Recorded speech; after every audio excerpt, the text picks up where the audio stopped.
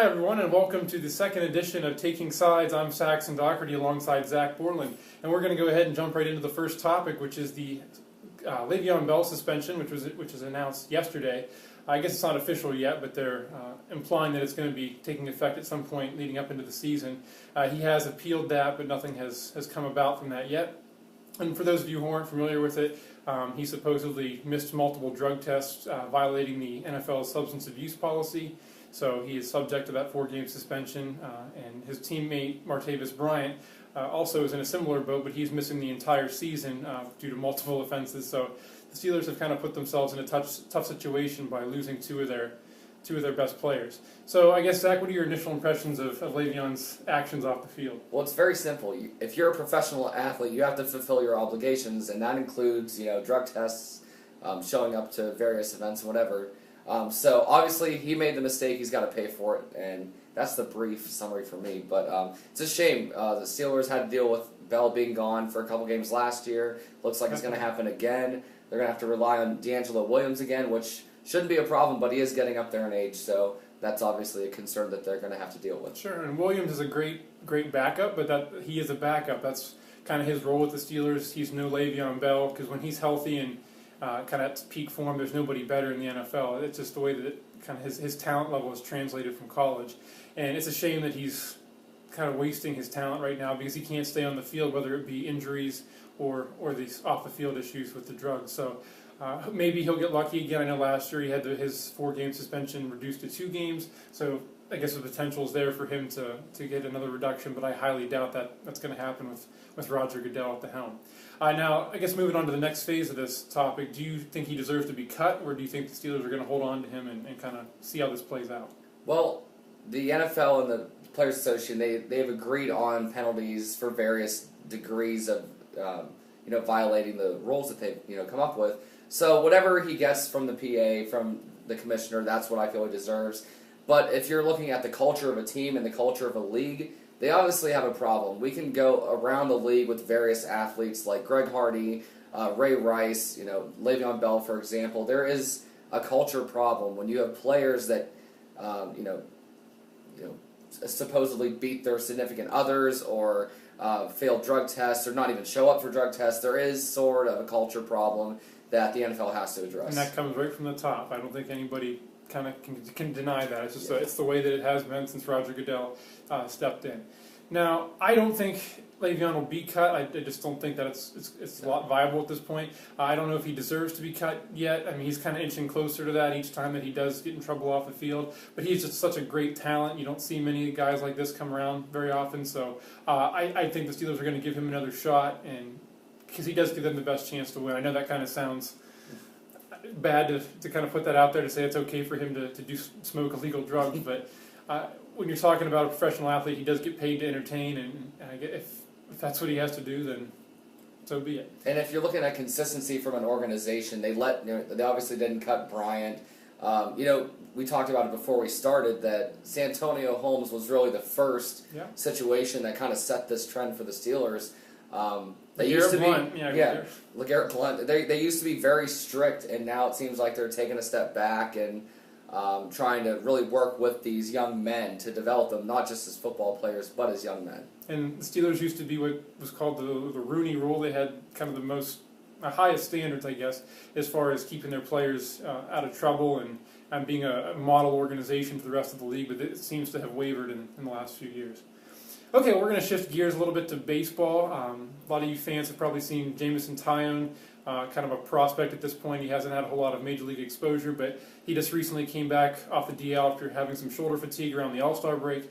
And during his first start earlier this week at PNC Park against the Brewers, he took a line drive, estimated at 105 miles an hour off the bat, to the back of the head. Now, every game that I've ever seen that happen to a player, they have left the game no matter what. But in this case, the trainers and the team doctor visited him on the field, gave him a multitude of tests, and he passed every one of them, and they deemed that he could stay in the game. Now, do you think that is a smart decision, responsible decision by the organization, or do you think that they should have done something different? Well, for one thing, the fans really were excited that he stayed in the game. He got a standing ovation after, it wasn't a small delay. It wasn't like 30 seconds where, you look good, we're going to let you keep playing. They were, like you said, it was very thorough. The doctors were all there, the trainers were all there. So they're the experts, not me, as far as the medical aspect of this. We don't have PhDs. No. So if they deem that he's able to play and continue, then that's the decision I'm going to go with. But from an outside fan looking in, I would have pulled him just because if you take a line drive off the back of the head, I mean, you've got to be seeing some stars. And just the way the ball ricocheted into left field, that just shows you how much force was behind that. And it's amazing that he was able to stick in the game. I just think it would have been a smarter, more responsible decision for them to kind of just pull him out of the game. Because I know, at least I've heard, that concussion symptoms don't always come about right off the bat when you get hit like that. So I know they were checking in with him in between innings, so they were keeping an eye on him. But I still think it would have just been a better move to play it safe. He just came off the disabled list. He has a history of injuries, so you don't want to put him in a position to ruin his career just because you wanted him to complete a start. So and one other thing, too. We've seen recently how Commissioner Rob Manfred has really tried to push the pace of play. Yep. So not that this is really related, but I'm sure the Pirates got an email saying, hey, guys, you need to get the guy off the field. You're killing everybody there, waiting around 10, 15 minutes just to check and see if your guy's healthy.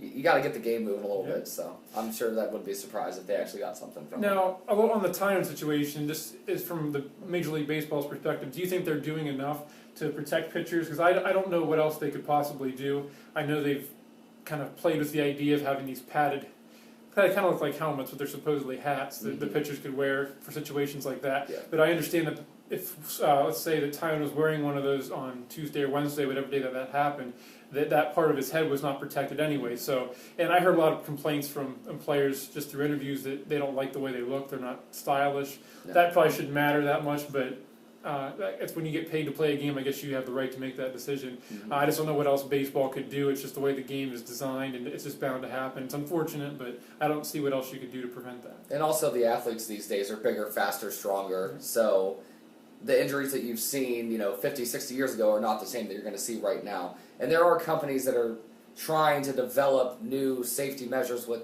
headwear. So it's not like MLB and other companies are just sitting by and not doing anything. They are really working on a viable solution that fits, the needs of safety and yet isn't going to interfere with the pitcher's ability to play the game.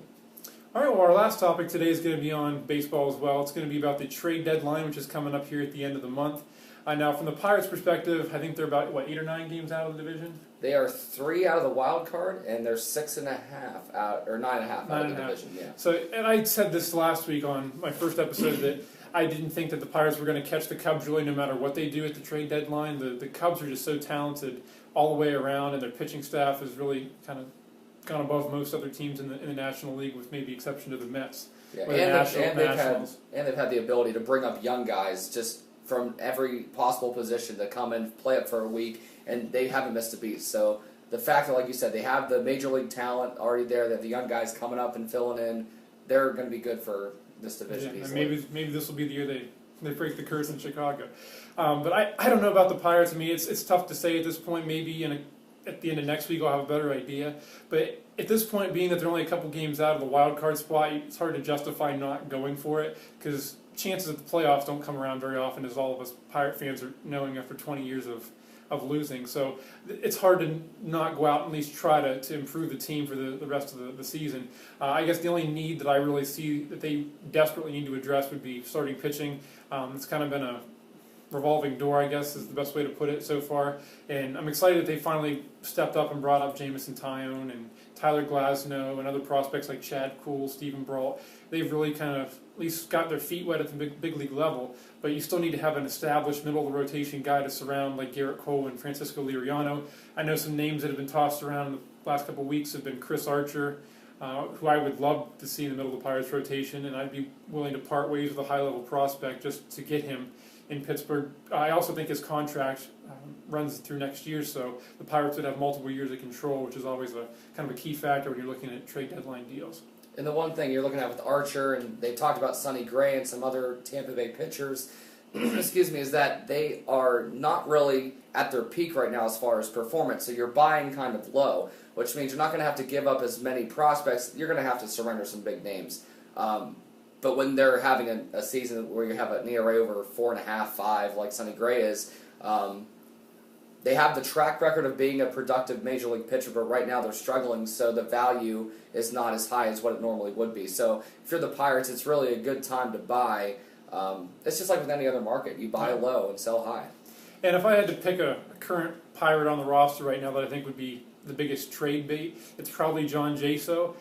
Considering what Josh Bell just did during his brief stint around the All-Star break when he came up for the Pirates, I think that they have the flexibility to move Jaso, maybe get some depth in the bullpen, or maybe kind of a mid to low-level starting pitcher. Josh Bell could kind of easily come up and transition into first base. I know he's not a natural first baseman, and he's still working on that at the AAA level, but I think he's shown that he can hit, and at the major league level, if you can hit, you need to be in the lineup.